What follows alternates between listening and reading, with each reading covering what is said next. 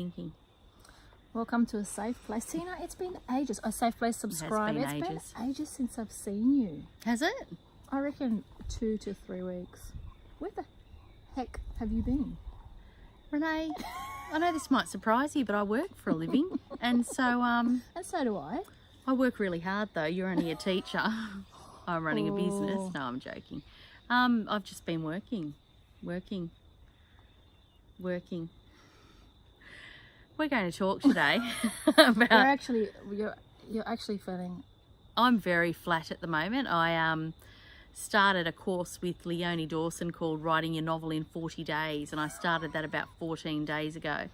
And I've thought, brilliant, good idea. Signed up the day before it started, or 2 days before it started, and thought I'm going to finally write my book about trauma and healing from trauma. And first day went really well, mapped out the plan for my book, all of the categories, all of the things that I've learned, all of the things I can include. Second day didn't happen because the first day triggered me. And I've been pretty much triggered ever since. I've written about 6,000 words now though, which is good. But I'm triggered. So I'm going through a process, and someone sitting next to me doesn't want me to be negative Nancy. No, but I was saying that, okay, Tina walked in very flat today. I'm very flat. Very flat. Had a horrible week and a half. Not horrible. I've had good moments in it. You I go quiet. You disappear. Well, I've also been busy because I've signed up for this course.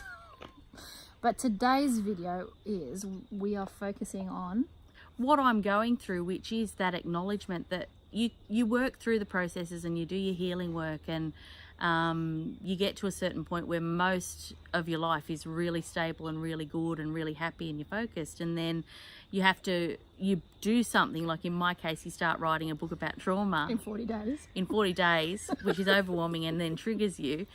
And so you've got to deal with because some of the stuff that I've written about, I thought was clear, but as I'm writing it out with the adult perspective and the fresh perspective of having done a lot of healing work, it triggered me. So at one point I realized I had to stop because I was crying and just crying. It's very healthy what I'm going through.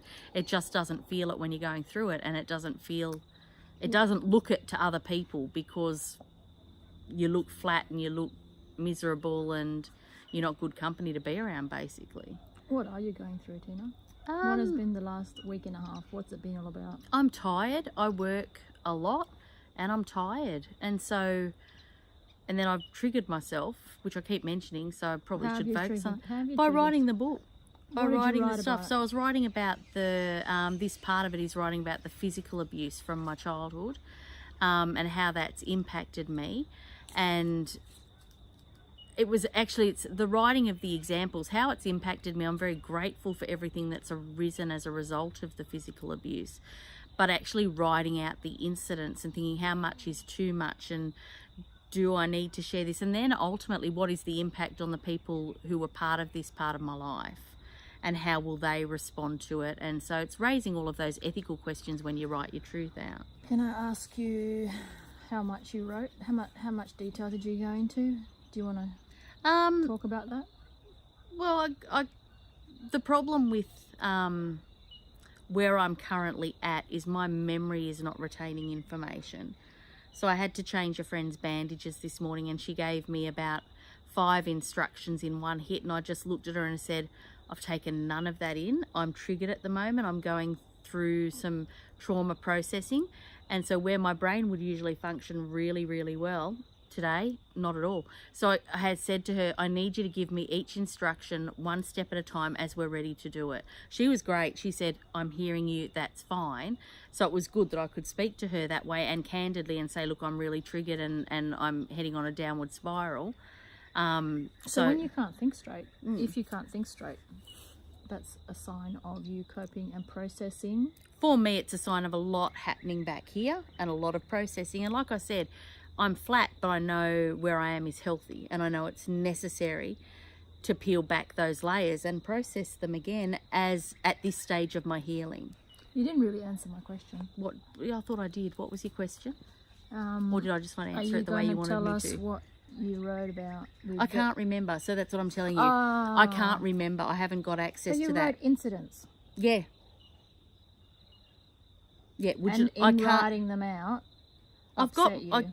well, no, it was the reliving the memory, I think, again, and knowing, you know, it's just reliving the memory. Actually, I was very present when I was writing. I was very focused. It was just pouring out. It was amazing. But I realized that I was crying. So I probably, and I was present because I realized I was crying. Is it helpful to write it out? If you're writing something out, if somebody's listening to this and they're thinking about writing it out, is it worth writing it out if you're pouring all these tears out of the Oh, absolutely. Absolutely it is. Like I said, I'm fine with where I'm at. I've been here before. It's been a long time since I've been here, but I know this is part of the process and it's part of the healing process.